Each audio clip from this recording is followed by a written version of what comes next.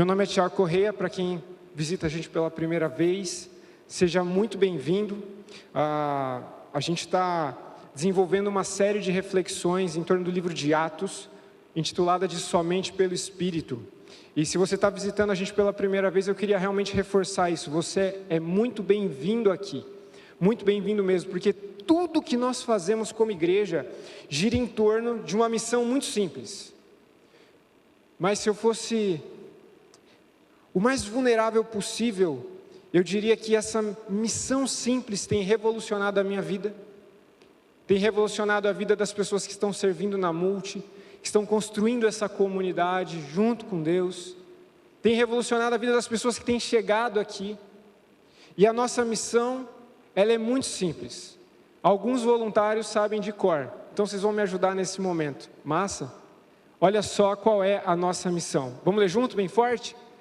Viver e compartilhar a fé em Jesus de maneira autêntica. Viver e compartilhar a fé em Jesus de maneira autêntica. Tudo o que a gente faz aqui na Multi gira em torno dessa declaração, que não é uma invenção nova, não somos uma seita.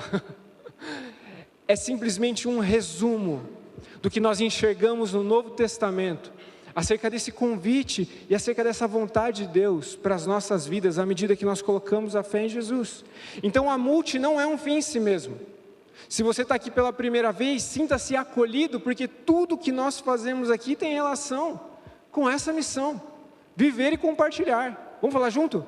Viver e compartilhar. Nós estamos aqui para viver e compartilhar tudo o que Deus fez por nós na cruz, por meio de Jesus, tudo que Ele está fazendo em nós e tudo que Ele deseja fazer através de nós. E isso tem gerado esse resultado tão lindo, tão especial. E sabe, viver e compartilhar são duas expressões norteadoras para a gente aqui na igreja. E eu acredito que são duas expressões norteadoras no Novo Testamento, porque elas ajudam a gente a não perder de vista a perspectiva de Deus, sobre a vontade dEle para a nossa vida, à medida que a gente vive, compartilha a fé, à medida que a gente segue Jesus, à medida que a gente lê a Bíblia, à medida que a gente ora, à medida que a gente avança por fé, amor e generosidade. Esses dois princípios ajudam a corrigir a gente vez ou outra. É uma ferramenta fantástica poder olhar para essa missão e esses dois conceitos norteadores, viver e compartilhar. Sabe por quê? Porque a jornada com Deus, ela não é uma jornada individual, muito menos individualista. Então, quando nós falamos o tempo todo, nós estamos aqui para viver e compartilhar, nós estamos lembrando, nós estamos realinhando a perspectiva do que significa ter fé, do que significa ser igreja, do que significa se reunir aqui e cantar canções, do que significa avançar em caridade, avançar em generosidade, viver e compartilhar. Vamos falar junto de novo? Viver e compartilhar. E sabe, muitas vezes a espiritualidade, ela vai se distorcendo no meio do caminho, por causa dos nossos anseios, desejos, perspectivas, e a gente corre esse risco de começar a olhar para a nossa relação com Deus como um fim em si mesmo, para nos suprir apenas, uma jornada baseada só no eu, no que eu preciso, no que eu quero, no que eu acho, e a gente está aqui para viver e compartilhar, porque a jornada com Deus, ela não é centrada no eu, pelo contrário, ela descentraliza o eu, ela destrona o eu, ela tira o Tiago do trono do coração dele, e recoloca Deus no centro. E quando Deus vem para o centro, algo muito especial acontece. Deus está no centro e eu vejo aquilo que está diante de mim, ao meu entorno. Deus primeiro, o próximo em segundo, e o eu a gente esquece. O eu é em terceiro. E Jesus disse, nós vimos isso na última mensagem dessa série, que aquele que quisesse colocar a fé nele, seguir a ele, ser discípulo dele, precisaria passar por uma transformação de perspectiva, deveria negar o eu. E a gente viu que negar o eu é justamente essa transição, eu deixo de olhar para mim e eu passo a considerar o que Deus é, o que Deus diz, o que Ele pensa, o que Ele espera de mim. E isso impacta e transborda para além do eu, impacta o eu e faz com que a gente transborde na direção do próximo, nesse aspecto comunitário, no aspecto da igreja. Isso é muito lindo, porque a perspectiva do nós é a perspectiva de Deus em mim. A perspectiva do nós é Deus por mim, e é Deus através de mim, num aspecto coletivo. Deus por nós, Deus em nós, Deus através de nós, viver e compartilhar. E é exatamente isso que a gente tem visto desde o início da série de mensagens Somente pelo Espírito. Esse entendimento de que nós fomos feitos para viver e compartilhar algo com Deus e com o próximo. Uma relação autêntica com Deus e com o próximo. E a gente começou a olhar para a igreja em Atos dos Apóstolos, aquele movimento inicial, como a igreja começou a florescer. E a gente viu que eles viviam e compartilhavam. Não de qualquer maneira, eles viviam e compartilhavam a fé em Jesus de maneira, o quê? Autêntica. E eu quero ler com vocês a primeira parte do texto de hoje. Na última mensagem nós paramos lá em Atos capítulo 4, nós não finalizamos o capítulo 4 e hoje nós vamos olhar para os versículos 32 a 35. Essa é a primeira parte do nosso texto hoje. Olha só como o texto enfatiza essa missão, não da multi, mas da igreja de Jesus. Olha o versículo 32 comigo. Todos os que creram estavam unidos em coração e em mente. Havia uma unidade na igreja muito especial. E essa unidade ela era notada externamente por aqueles que estavam fora da igreja, mas também ela é notada internamente por aqueles que estavam dentro da realidade da igreja. Eles estavam unidos em coração e em mente. Aspectos relacionados àquilo que era externo aos discípulos e aos membros da igreja, e aspectos internos, mente, maneira de pensar. Olha que interessante, não se consideravam donos de seus bens, de modo que, lê comigo, compartilhavam tudo que tinham. Eu vi uma estatística muito interessante, eu vou continuar a leitura do texto, mas eu acho que vale abrir um parênteses. No tempo que a gente está vivendo, o número de jovens, o número das novas gerações que se identificam com o socialismo e com o comunismo é muito alto, está em crescente. E quando a gente olha para Atos capítulo 4, a gente está vendo aqui que eles não se consideravam donos de nada, mas que eles compartilhavam tudo que tinham. Em alguns podcasts eu já vi pessoas defendendo o socialismo e o comunismo, usando Atos capítulo 4. Mas é interessante que Atos capítulo 4 não descreve uma ideologia de socialismo nem de comunismo. Não tem como distorcer o texto se a gente olhar para o contexto, porque não era um regime imposto, era um movimento de vida, de compartilhamento que era espontâneo. As pessoas tinham posses, mas elas não se consideravam donas de suas posses, se Deus em algum momento gerasse consciência de necessidade e de propósito. Eles se rendiam porque eles sabiam que tudo que eles tinham era de Deus, mas era espontâneo, era por meio de uma consciência. Fecha parênteses.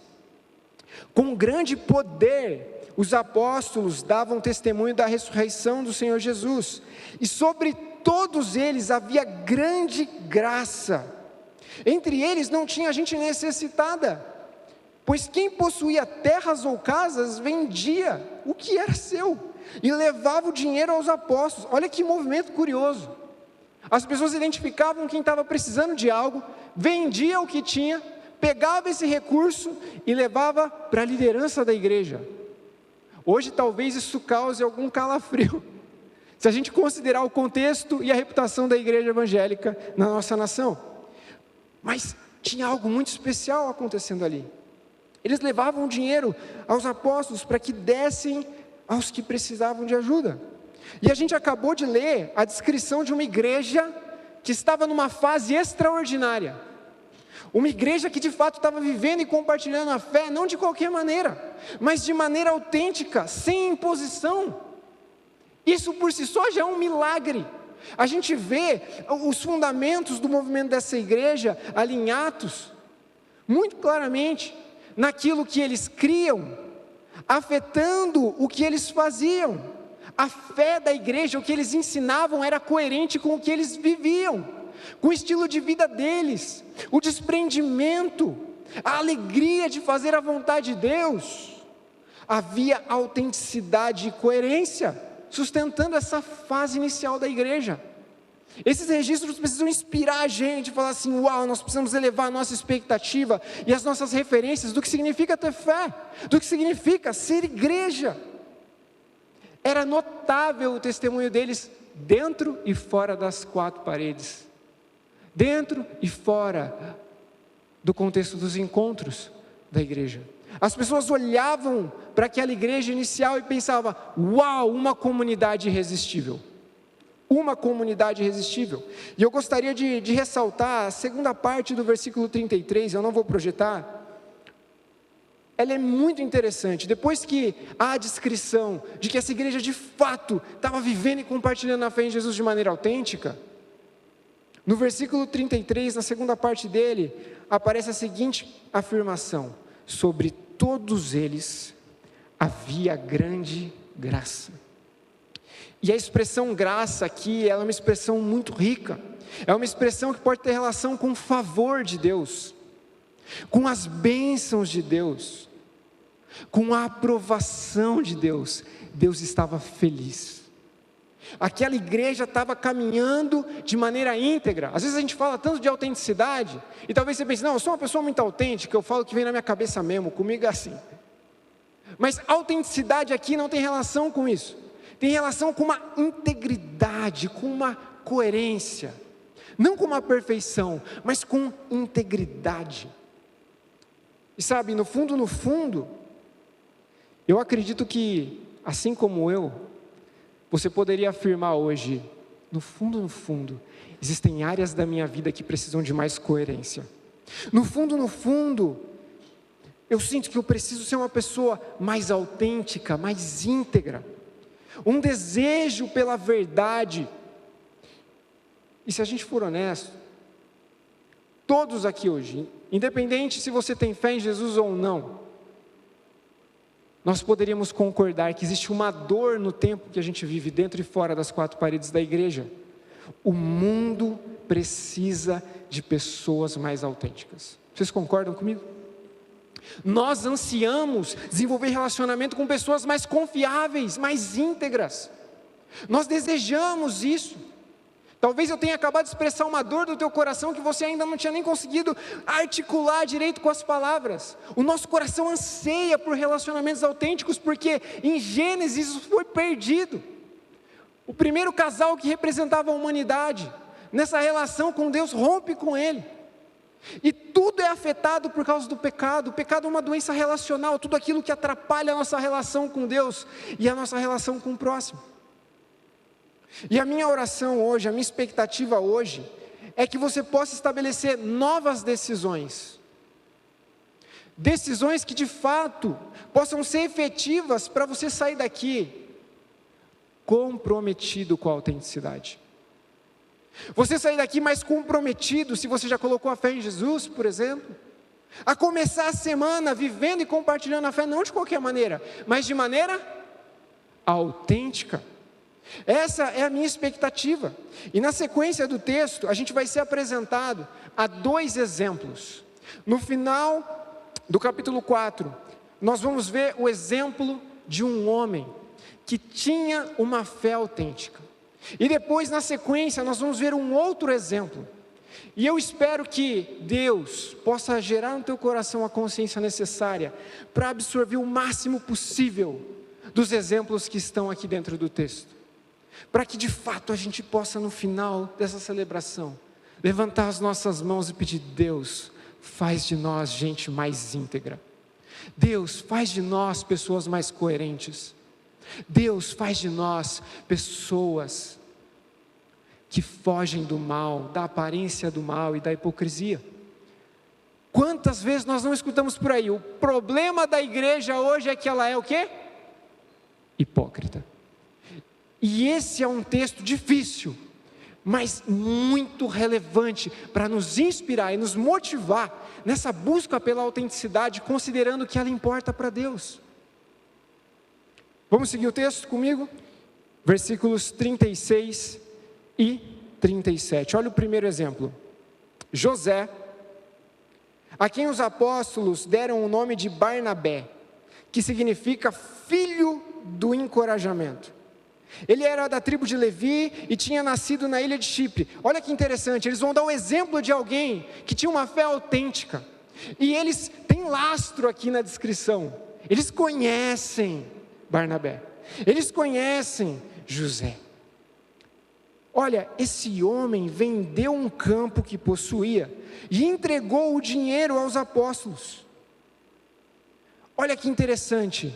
Um homem que tinha relacionamentos profundos no meio da igreja, que era conhecido, é apontado como um exemplo que personifica a descrição geral da igreja. O primeiro texto que nós lemos descrevia a igreja num contexto amplo. Olha, a igreja estava vivendo e compartilhando a fé, as pessoas estavam exercendo generosidade, elas estavam de fato vivendo uma fé íntegra, coerente. E aí de repente, no versículo 36, um homem é citado. E as descrições desse homem batem com as descrições da igreja de maneira geral. Isso é lindo. O primeiro exemplo é o encorajador. E eu espero que você seja encorajado ao contemplar o exemplo de um homem chamado Barnabé.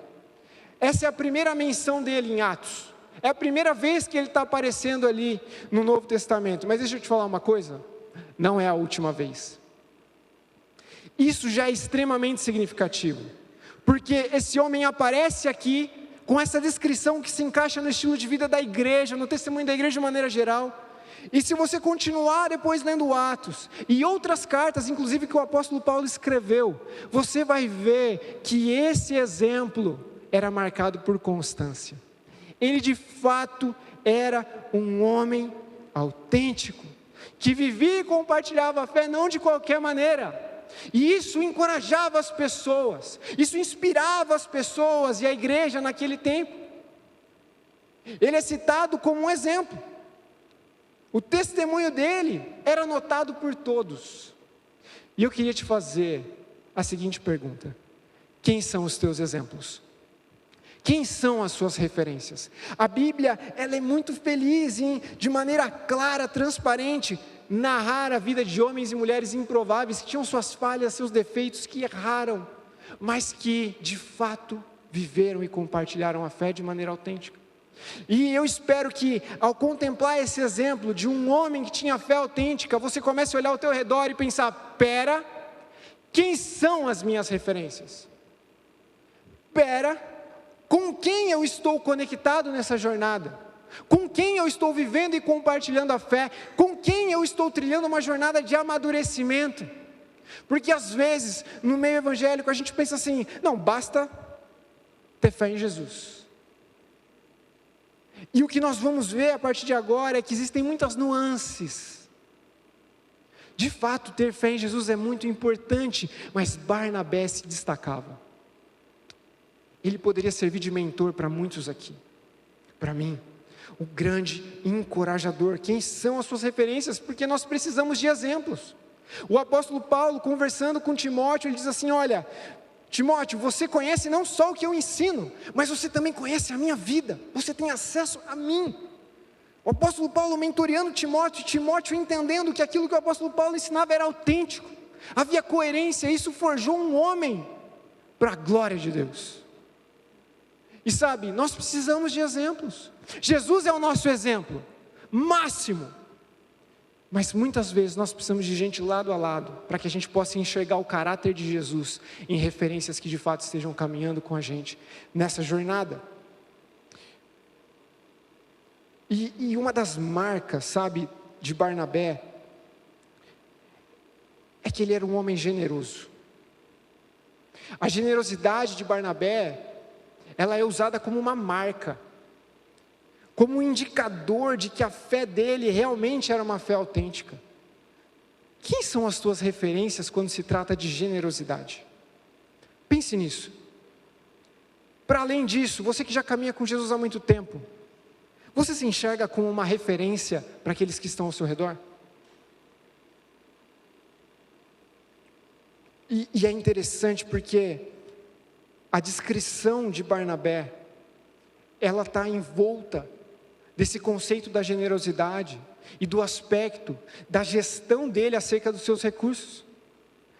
De tal maneira que a forma como Barnabé lidava com o dinheiro e com os recursos dele, revelava a autenticidade da fé dele.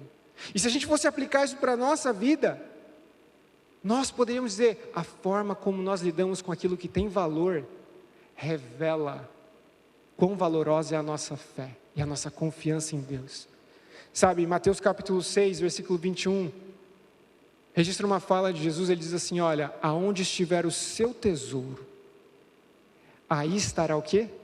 O seu coração.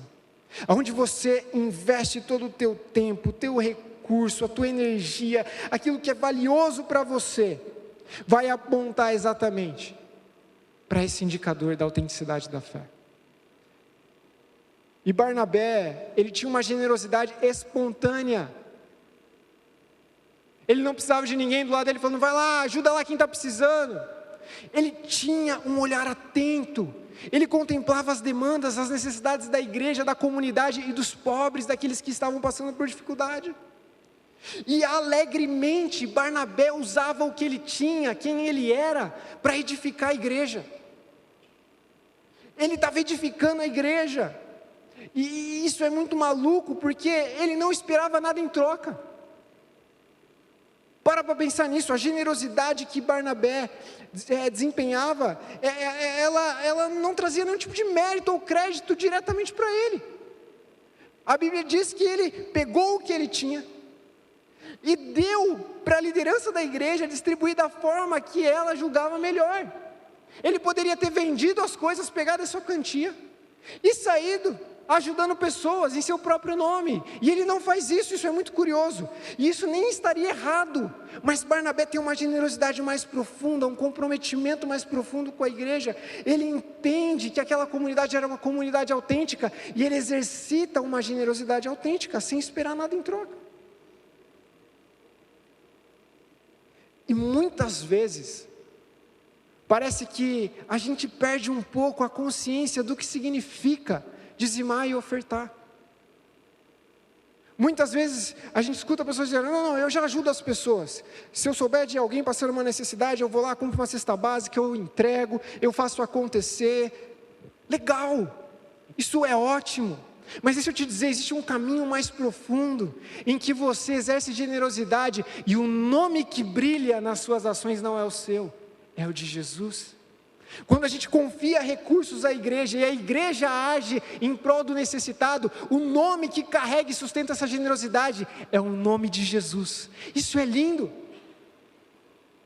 E inquestionavelmente Barnabé ele é citado como um exemplo de alguém que se entregou de corpo e alma para ver a igreja crescer, para ajudar quem precisava, encorajar quem precisava, ser um exemplo do que significava se relacionar com Deus e viver a vida na igreja. O fato é que à medida que Barnabé estava trilhando esse caminho de maneira autêntica, ele ia crescendo em influência. Ele não estava esperando nada em troca, mas o resultado é esse. Quem vive e compartilha a fé em Jesus de maneira autêntica, começa a crescer em influência. E a autenticidade é o que sustenta a influência. É o que precisa sustentar a influência. Isso é fantástico porque edificar a igreja, do jeito de Barnabé, significa ser edificado. Sabe, nesse processo em que a gente está plantando a igreja, começando essa nova comunidade aqui em Campinas, a Igreja Multi, muitas vezes a gente escuta, vocês estão construindo a igreja, vocês estão edificando a igreja, vocês estão fazendo a coisa acontecer.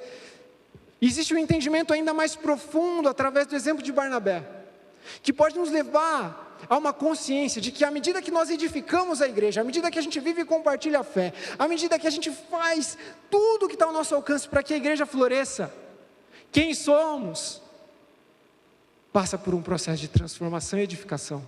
Aqueles que edificam a igreja são edificados. Eu queria que você guardasse uma coisa. Olha só, lê comigo. Deus não usa pessoas para construir a igreja, mas a igreja para construir e edificar pessoas, à semelhança de Jesus. E enquanto Barnabé vivia e compartilhava a fé de maneira autêntica, ele ia se tornando uma referência mais parecida com Jesus, que inspirava as pessoas. Você tem essa consciência de que tudo que você faz em nome de Deus, para Deus, no contexto da igreja, se você faz parte já da comunidade que a gente está plantando, tudo isso afeta diretamente o teu caráter, a tua vida, os teus relacionamentos. Isso é fantástico. Isso muda a nossa maneira de entender as nossas responsabilidades, e a gente deixa de se ver como um meio, simplesmente. Só que eu disse que tem 2 exemplos, certo? Vocês estão preparados para o segundo exemplo? A Pamela está. Vocês estão preparados para o segundo exemplo? Deixa eu te fazer uma pergunta antes. Quando você está com um machucado, e você coloca um band-aid e esquece ele lá, e talvez assim como o meu braço, na região onde você colocou o band-aid tem alguns pelinhos. Como é que você tira o band-aid? Você vai tirando devagarzinho, assim, sofrendo, parceladamente? Ou você puxa de uma vez só?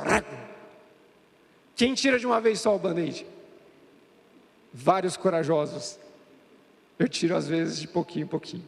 Eu vou tirando. Enquanto eu estudava o texto e preparava a mensagem, essa analogia ela fez muito sentido. O segundo exemplo é um exemplo chocante. E ele pode despertar um pouco de desconforto. Ele pode ser brusco. E eu quero convidar você para a gente tirar o band-aid de uma vez só.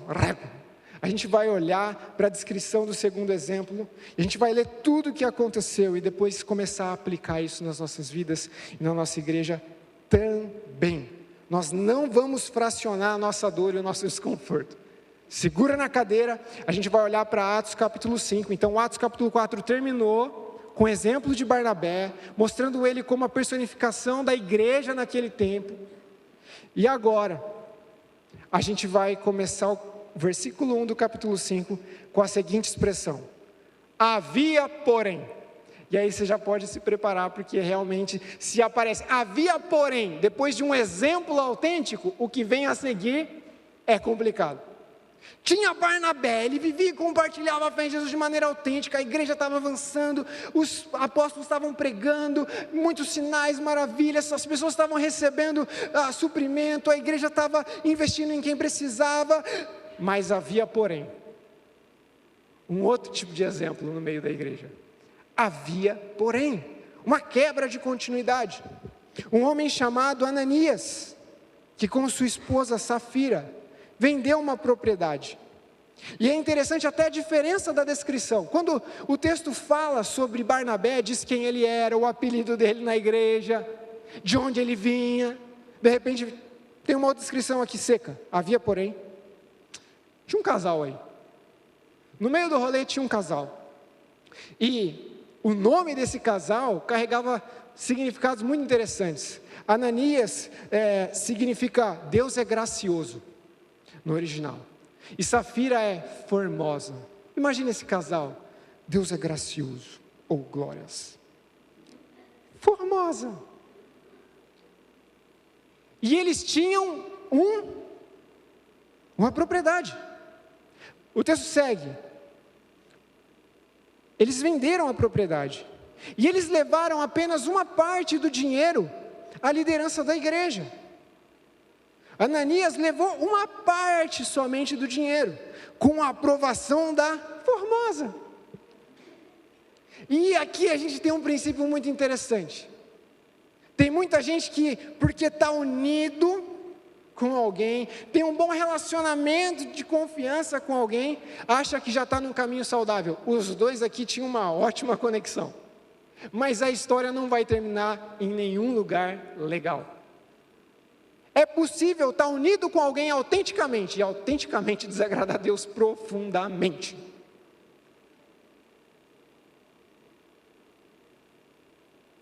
Olha só a sequência do texto, versículo 3. Então Pedro disse: Ananias, por que você deixou Satanás encher o seu coração? Olha as boas-vindas de Pedro. Quando Ananias chega na igreja procurando o cafezinho VIP do Oikos, levou um saco de dinheiro para a igreja, falou: está aqui, ó, vendi uma propriedade, está todo o valor aí. Aí Pedro olha para ele e diz: Ananias,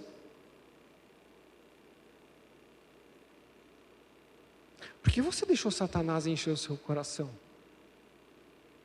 Pensa, esse tipo de casal, no aspecto externo, ele poderia facilmente transitar entre nós e atrair o nosso olhar, tipo: uau, Ananias e Safira, cara, gente generosa, cara, esse casal aí tem um ótimo relacionamento, um casamento assim, ó, tá tudo unido ali.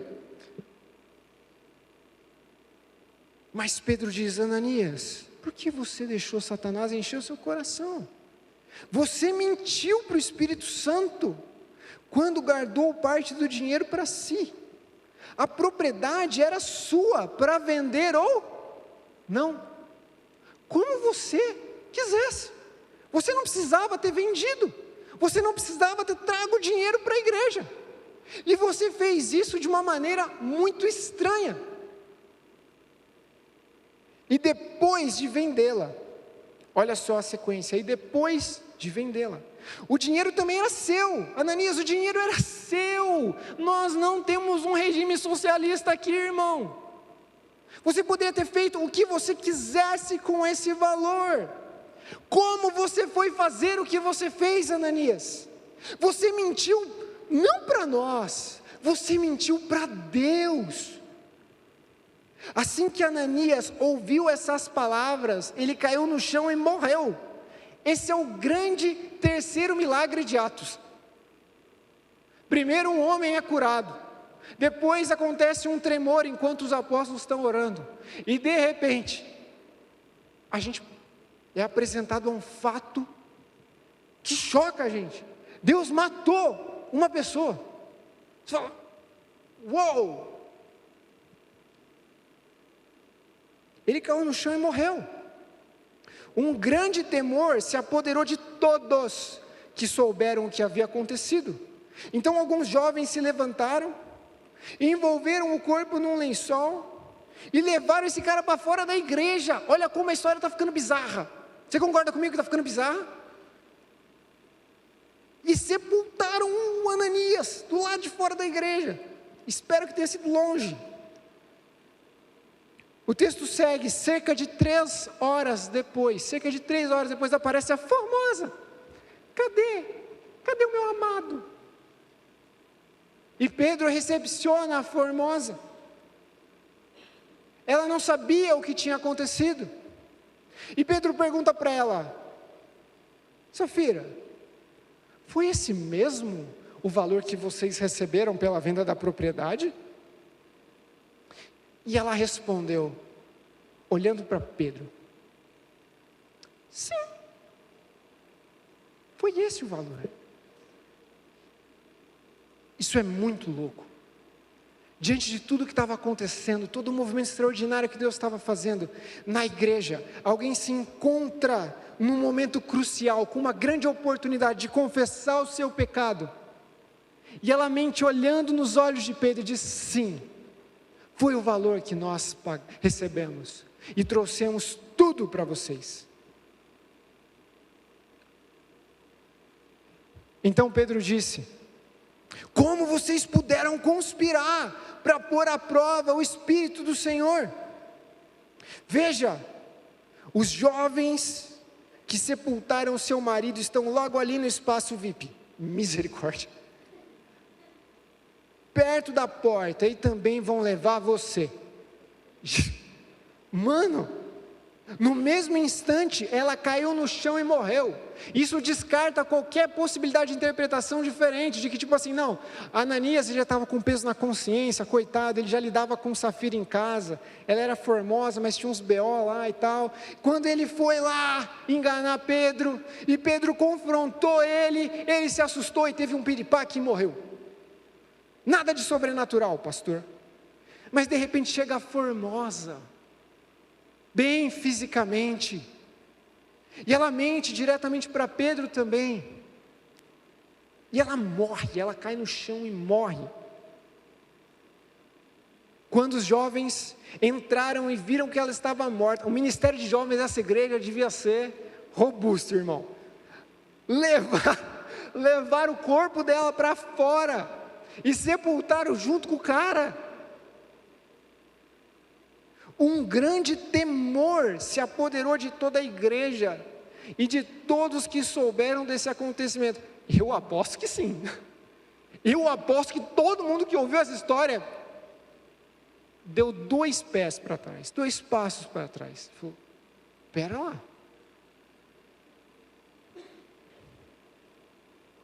E se por um lado a nossa primeira consideração foi que a autenticidade importa, ela faz diferença, ela atrai o favor de Deus, as bênçãos de Deus, a aprovação de Deus, a gente precisa avançar com essa ideia e considerar o seguinte: a autenticidade, vamos ler juntos? Todo mundo encorajado com essa história maravilhosa?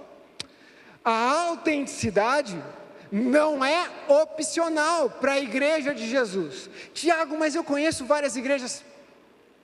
Talvez você conheça muitas igrejas com muitos nomes, mas deixa eu te falar uma coisa. Para a igreja de Jesus, para uma igreja que realmente colocou a fé em Jesus, que está considerando a vontade de Deus, e que está entendendo que a autenticidade para Deus importa. Para essa igreja, a autenticidade não deve ser opcional. Não deve ser opcional para a igreja de Jesus. E aí, talvez você que nunca leu esse texto, esteja tendo palpitação, do tipo, mano, será que eles vão passar sacolinha para pedir oferta? O que vai acontecer? Talvez você está chocado, como um Deus amoroso pode fazer uma coisa dessa, tão maluca, depois inclusive que Jesus morreu na cruz, pelos pecados das pessoas. E eu preciso dizer para você, esse texto parece mesmo um ponto fora da curva, parece um momento específico, em que Deus não tolerou a falta de autenticidade. É uma parte dos registros de Atos que choca a gente, e de fato é um ponto fora da curva, mas é um acontecimento que foi registrado. Então, dentro de uma sabedoria, de uma teologia saudável, a gente não faz doutrina, não estabelece padrão a partir de um texto sozinho, de um texto único. Isso aconteceu uma vez em Atos. Imagina se a gente pega essa interferência de Deus na vida de Ananias e Safira e estabelece como uma referência para toda vez que alguém não for autêntico diante de Deus. A gente ia precisar de um time de voluntários filiado ao Bom Pastor, ia levar a galera, velho. Só que aconteceu, então se aconteceu, a gente precisa considerar o que significa essa interferência de Deus, por que Ele interferiu dessa maneira, e que mensagem foi comunicada para a igreja e para as pessoas que estavam fora da igreja. Você sente algum incômodo de ver um tipo de registro assim no Novo Testamento? Todo mundo com medo de ser autêntico agora, irmão.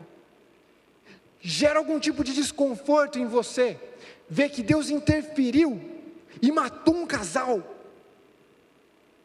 Como é que você enxerga esse registro? Se a gente fosse autêntico agora, que tipo de reação você teve, talvez ao ler Atos capítulo 5 pela primeira vez, ou de ouvir esse texto hoje? Te incomodou? Te confundiu? Te assustou? São perguntas relevantes. E diante desses questionamentos, a gente tem 2 tentações.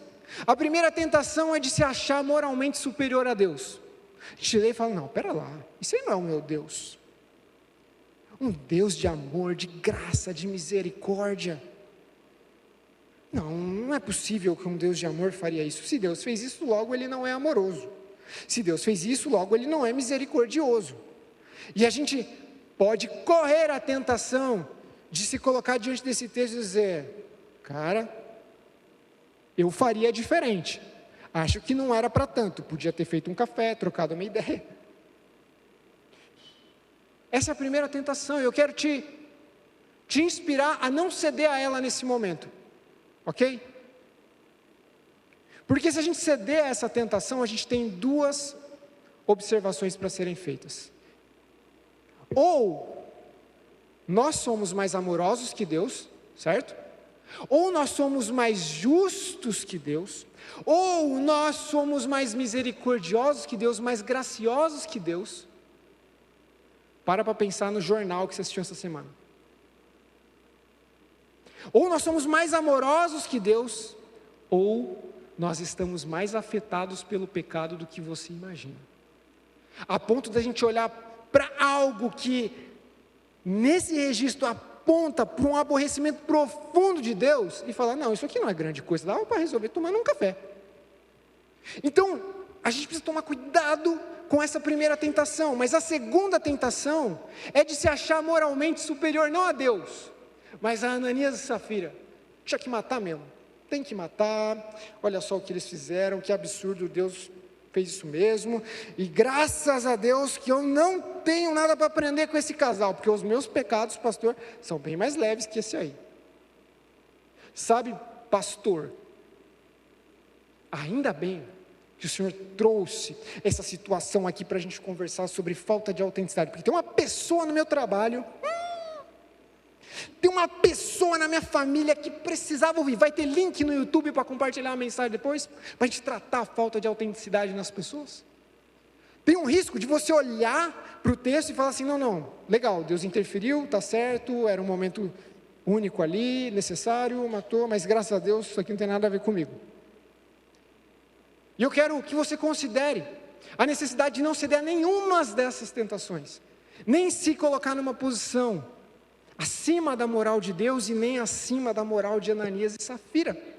Jesus certa vez contou uma história em Lucas capítulo 18, de um homem que foi para uma celebração, para um encontro religioso, e ele chegou lá bem vestido, cheiroso, pegou o café Oikos lá, estou fazendo propaganda hoje à torta e direito, parou na frente do palco, a celebração acontecendo, ele está lá: Deus, eu te amo, Deus, eu te entrego tudo, Deus, o Senhor é muito especial, oh glórias, aleluia. E aí entra um político com uma reputação meio zoada. O cara chega na igreja, para na frente do palco, junto com outro rapaz, e ele se dobra e fala: Deus, eu vim pedir misericórdia, olha para a minha vida, Deus, a falta de autenticidade, os meus pecados são muitos.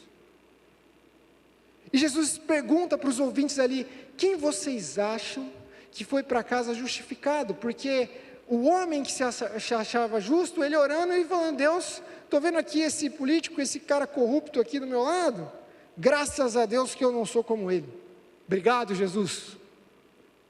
E aí Jesus fala: certamente, quem foi justificado e encontrou misericórdia da parte de Deus, foi aquele que reconheceu a falta de autenticidade. Quer uma prova de que geralmente a gente age dessa maneira? Você já foi numa loja de brinquedo, para aqueles que não têm filho, talvez comprar um presente para a Laurinha? Para alguém que estava fazendo aniversário, que você conhecia? Você chega na loja e olha, vamos supor que você é uma mãe também, você está com seu filho. Você vê de longe, lá no fundo do corredor, uma criança batendo no chão e fazendo aquele escândalo. Você bate o olho, olha para sua criança e pensa: aquela mãe realmente precisa de ajuda, ela precisa de terapia. Aí depois, você, saindo da loja, vê o seu filho caindo no chão falando: eu quero aquela motocicleta. E aí você entra em pânico e olha e fala: meu filho precisa de terapia. Você olha para outra mãe e coloca toda a responsabilidade sobre ela, mas quando o seu filho vai lá de errado, você pensa, não, o problema é ele. Olha que interessante essa frase. Nós temos a tendência de julgar os outros por suas piores ações.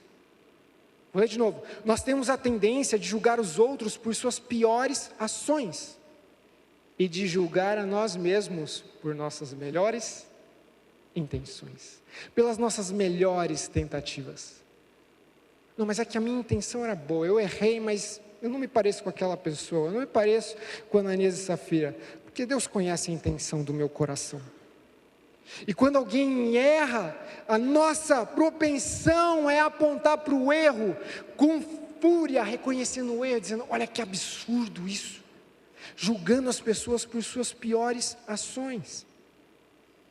Agora a pergunta é, qual foi o pecado de Ananias e Safira? O que de fato despertou um aborrecimento profundo em Deus, a ponto dele interferir na hora, e chamar a senha dos dois antes? Chega, deu o tempo de vocês. Interessante, né? Deus não mata ninguém, Ele chama mais cedo. É mais ou menos isso. Qual foi o pecado desse casal? Porque a gente leu aqui que eles tinham uma quantia, deram uma quantia para a igreja, mas guardaram uma quantia para eles. Será que o pecado deles foi ter dado menos? Será que o pecado deles foi não ter exercido uma generosidade ousada como a de Barnabé? Eu não vou projetar, mas o versículo 4 mostra Pedro confrontando Ananias, dizendo, a propriedade não era sua? Espera lá, você não precisava ter vendido, você não precisava ter dado nem um centavo para a igreja. E eu me lembrei de 2 Coríntios, capítulo 9, versículo 7, eu não vou projetar o texto. É um texto muito conhecido no meio evangélico.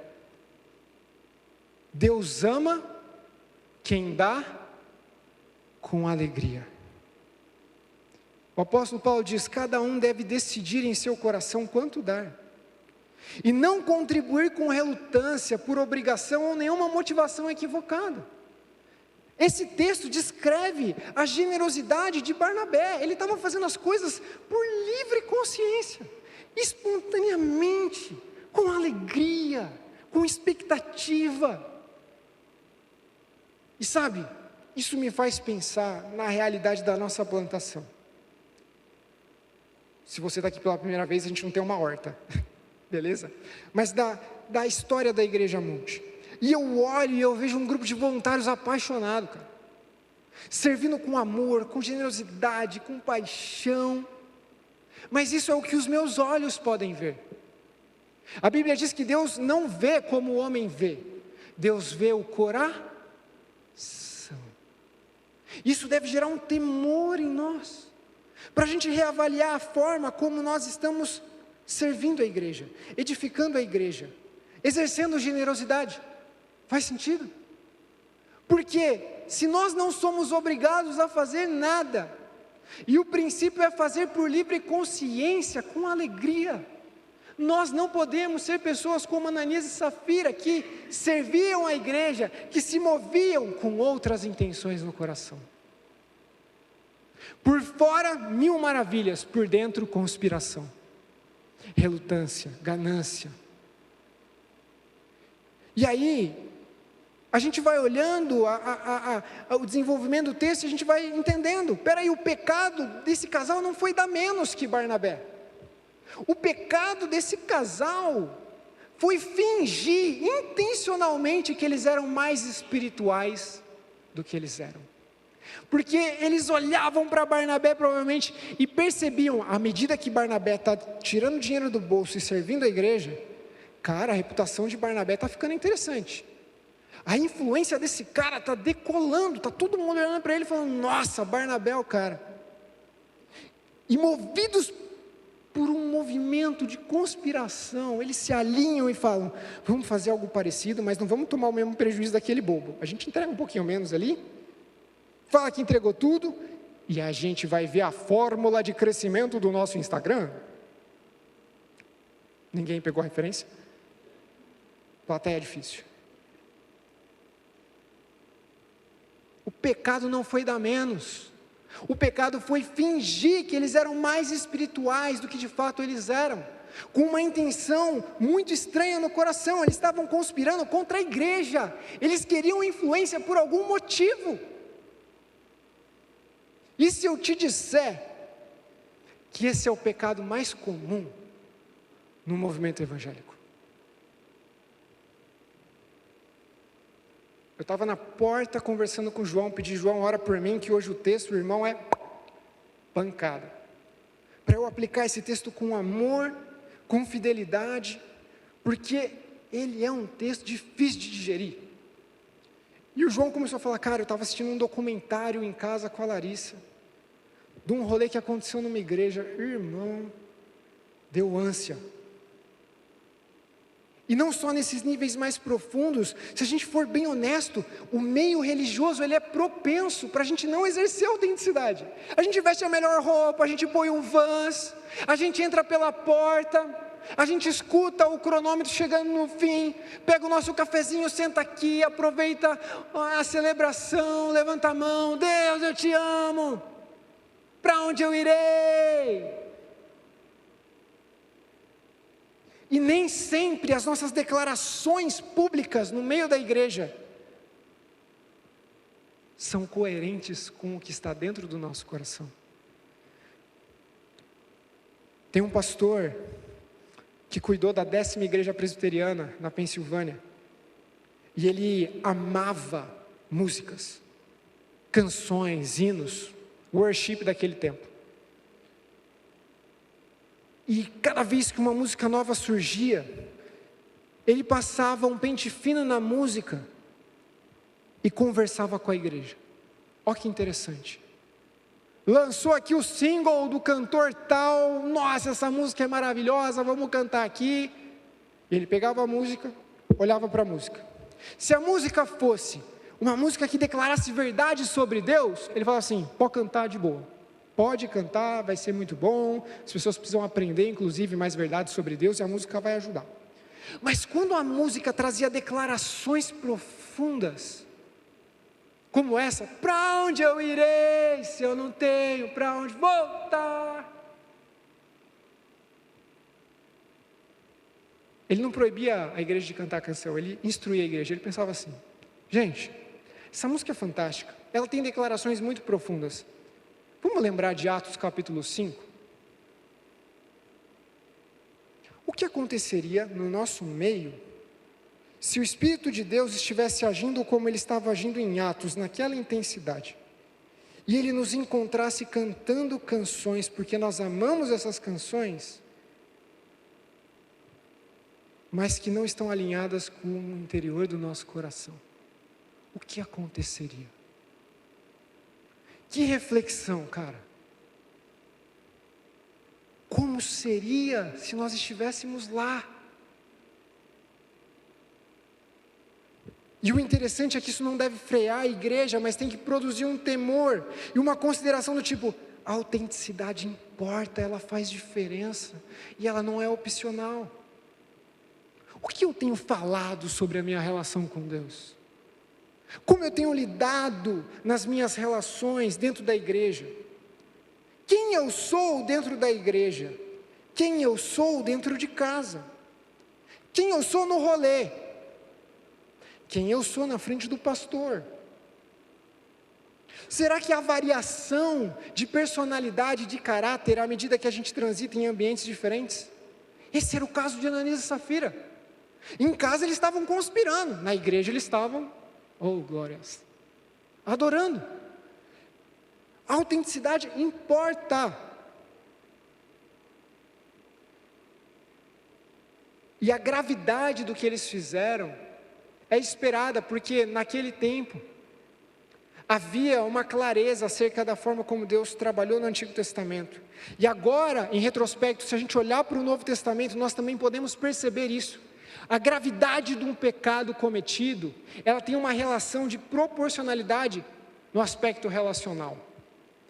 Uma questão curiosa: em muitos países de primeiro mundo, a legislação, ela foi feita inspirada em questões do Antigo Testamento. Por exemplo, vamos supor, vou colocar eu aqui no exemplo, beleza? Vamos supor que você chega na celebração mais cedo, e aí você entra, o time ainda não está posicionado, você fala, nossa, está vazio ainda, e você vai andando pelo espaço da multi procurando alguém, você escuta uma conversa alta, fala, o pessoal deve estar tomando café, aí você abre a porta do espaço de conexão, e você vê pela fresta, o pastor, conversando alto, falando com alguém, e que absurdo que você fez, quem você pensa que é, e uma discussão, e você coloca atrás da porta, acho que eu cheguei um pouco cedo demais, vou orar pelo pastor, e de repente o clima esquenta, e você vê o pastor batendo em alguém, meu Deus, tem que orar mesmo, velho, esse pastor, eu sabia, esse negócio de multi, esse pastor que usa boné, e aí você olha e você está acompanhando com atenção, o que eu faço? O que eu faço? Não, eu vou orar pelo pastor, coitado, perdeu a paciência, alguém fez alguma coisa grave. E você continua a escutar atrás da porta o que está acontecendo. Você vê que o clima está esquentando e você abre a porta. E quando você abre, você vê que era uma mulher. Eu estava batendo numa mulher. Nossa, meu Deus, o corte. Não bati em ninguém, é só um exemplo. O peso desse pecado, da mesma ação de ter batido em alguém, ganha uma nova proporção. Faz sentido? Vamos supor que quando você olha com mais atenção, você descobre que era uma menor. O mesmo ato, um soco, cometido contra alguém diferente do que você imaginava, já desperta em você um senso de juízo, fala, eu vou ligar para a polícia, irmão, essa celebração hoje não acontece.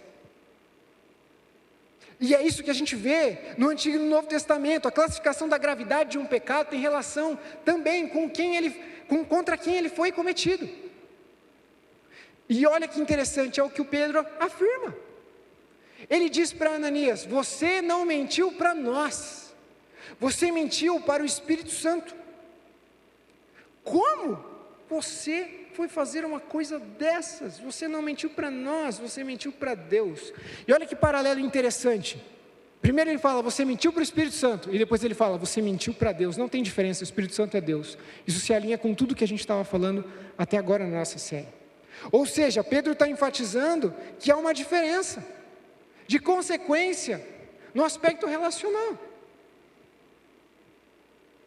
E o problema de muitos de nós hoje é que a gente já absorveu a figura de Deus como uma pessoa amorosa, como um pai amoroso, mas a gente não desceu em níveis mais profundos para contemplar a grandeza e a soberania de Deus e a santidade de Deus, e às vezes a gente é rápido para justificar as nossas ações por causa do amor de Deus, e lentos para se lembrar que nós fomos chamados também para temer a Deus. Faz sentido? E a autenticidade tem relação com essa consciência de quem Deus é. Imagina que se você fosse servir hoje aqui na celebração, eu te passasse o microfone, você tivesse uma oportunidade de ministrar a igreja, mas houvesse uma condição, olha, você só vai poder ministrar a partir das palavras que você disse no bastidor, quando ninguém estava ouvindo acerca da multi, da igreja, da liderança. O que sairia no microfone? E muitas vezes a falta de autenticidade, de integridade, ela se dá porque nós desconsideramos a presença de Deus. Nós agimos diferente na frente de uma pessoa e longe dela, na igreja e em casa. E o temor de Deus é um princípio para a gente entender como é que nós devemos lapidar a nossa integridade, considerando de maneira consciente a presença de Deus. Tem um texto, não sei se vocês conhecem, em Hebreus capítulo 10, que diz assim, para aqueles que insultarem a graça de Deus, haverá consequência. O que significa isso, pastor? O que significa insultar a graça de Deus? Significa dizer algo do tipo, eu vou pecar, mas no final Deus perdoa. Não, cara, essa tentação está forte, eu vou, mas no final eu sei que Deus perdoa. Isso é pisar no sacrifício de Jesus intencionalmente. É insultar a graça de Deus. Salmo 25, versículo 14 diz, a intimidade do Senhor, o relacionamento autêntico com Deus, é para aqueles que temem a Deus, e a esses Ele revela essa nova aliança. amor a Deus e temor a Deus caminhando lado a lado. E um detalhe muito interessante, Pedro, ele dá a razão, a raiz do pecado de Ananias e Safira. Eles conspiraram com uma motivação e com uma razão por trás dessa motivação. Olha só que interessante. Você mentiu para o Espírito Santo. Como pôde fazer uma coisa dessas? Você não mentiu para nós, mas para Deus. E o texto vai seguir. E olha só, Ananias, por que você deixou Satanás encher? Lê comigo, que verso inspirador. Você deixou Satanás encher o seu coração. Por trás da falta de temor, por trás da falta de integridade, por trás da falta de autenticidade, existe um coração cheio, não do Espírito Santo, mas de outras coisas. Isso é muito importante para a gente considerar. Quantas vezes a gente entra na igreja com uma visão inocente acerca da comunidade, a gente considera todo mundo que está aqui é muito gente boa,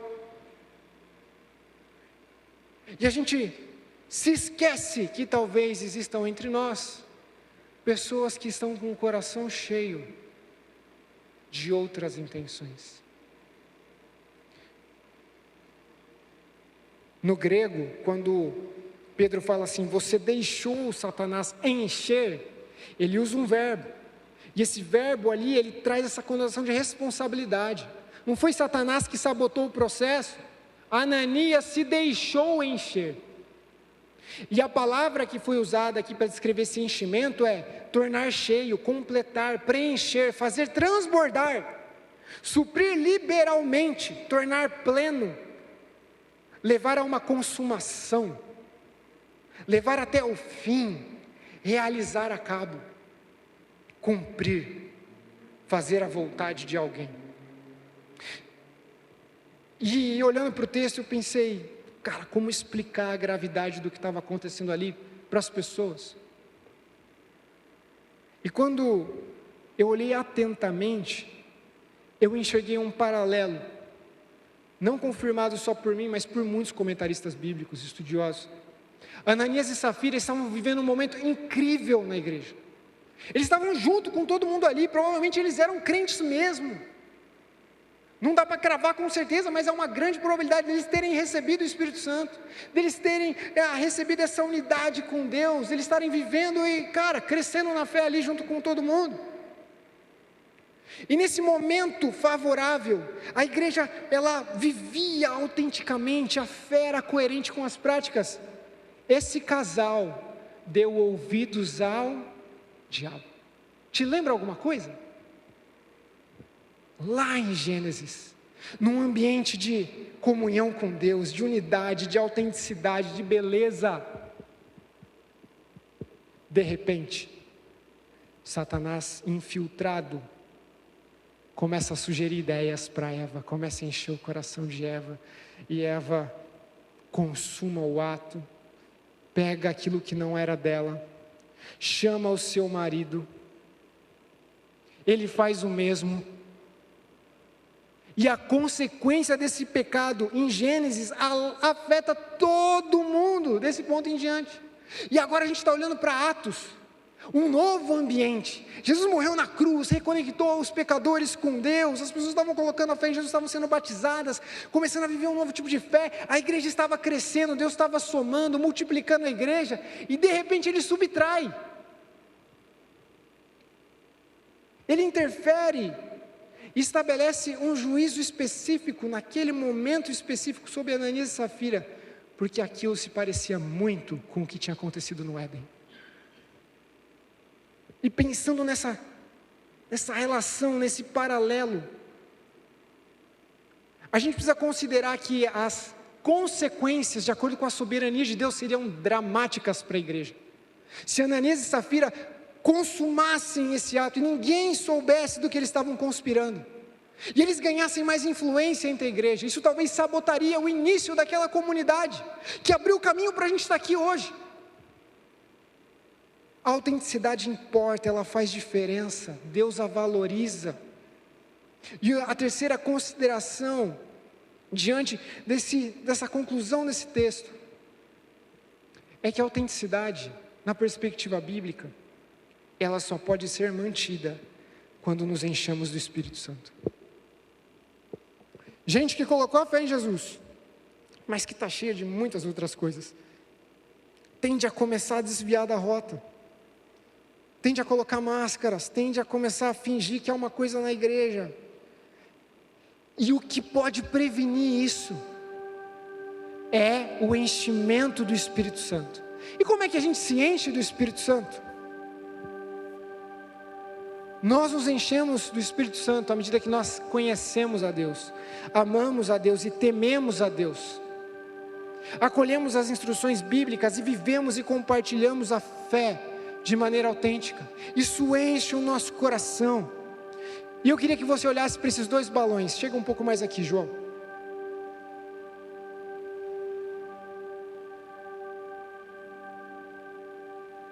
Vocês notam alguma diferença nesses balões? Pergunta óbvia, né, meu pastor? Lógico que não, é igual, mesma cor, estão cheios. Olha que interessante. Balões iguais, da mesma cor, cheios.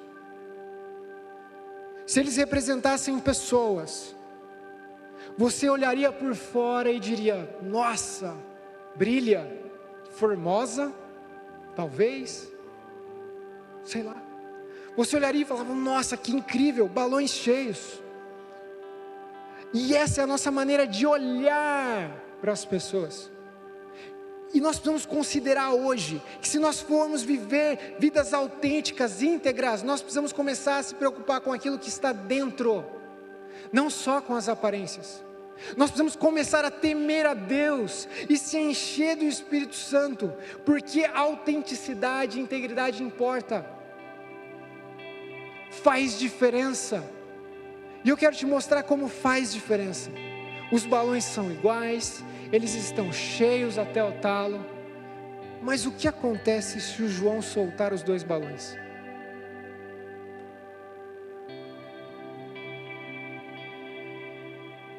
Vai ficar uma semana lá em cima até murchar e cair. Um sobe, um tem beleza de acordo com a sua identidade e função. O outro está cheio, mas precisa, ficar empurrando, precisa ficar, vai lá, por favor, vive, compartilha a fé. E a gente fica nessa, porque muitas vezes nós estamos vazios de Deus, mas cheios de outras coisas.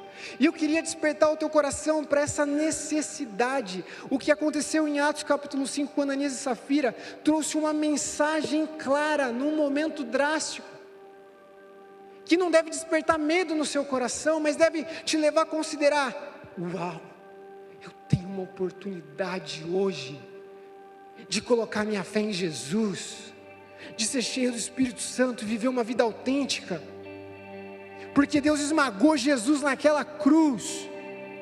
Eu não preciso temer, mas eu devo de fato contemplar a grandeza de Deus e andar de acordo com essa vontade, com esse conhecimento.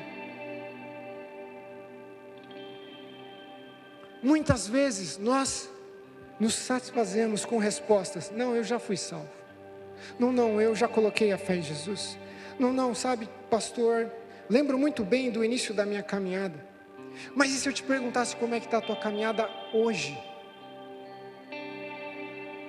Você sobe, você se arrasta, e eu quero te encorajar a pensar: Jesus morreu na cruz, para que nós não vivêssemos vazios do Espírito de Deus, e cheios de muitas outras coisas que sabotam a nossa vida e a nossa integridade. Queria te convidar a ficar de pé, para que a gente tivesse um tempo de oração.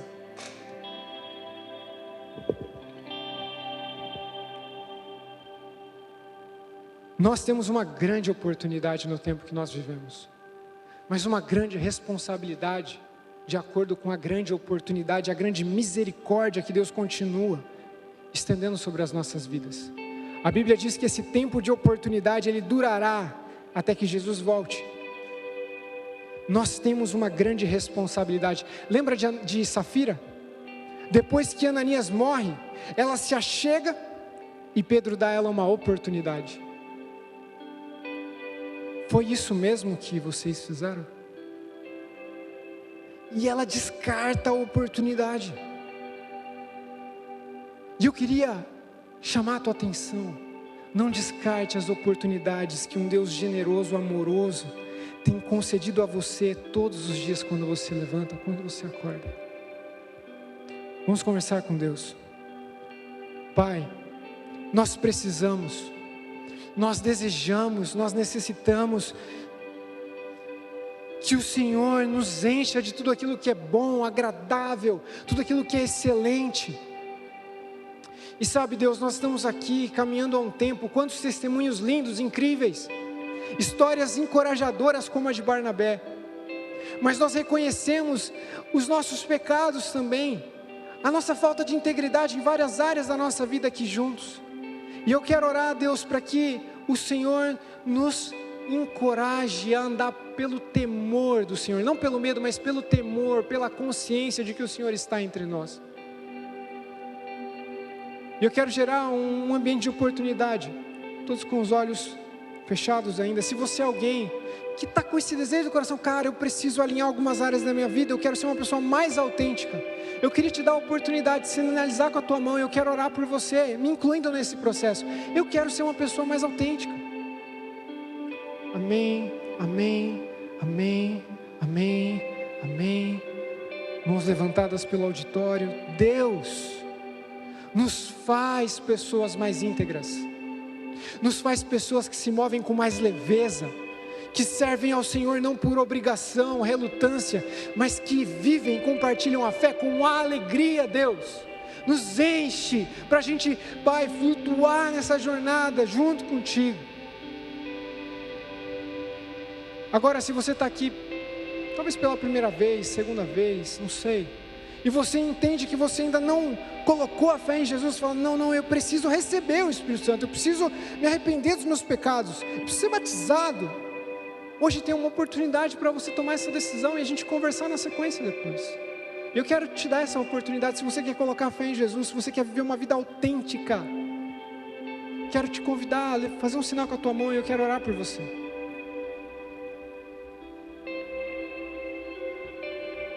Deus, nós pedimos, continua a mover entre nós tua doce presença. Nós te agradecemos por essa decisão hoje. Nós pedimos, Deus, faz florescer. Nós junto como igreja pedimos, faz florescer. Derrama o teu Espírito, uma nova vida, uma nova identidade, uma nova consciência. No nome de Jesus. Podemos dar um aplauso por essa decisão?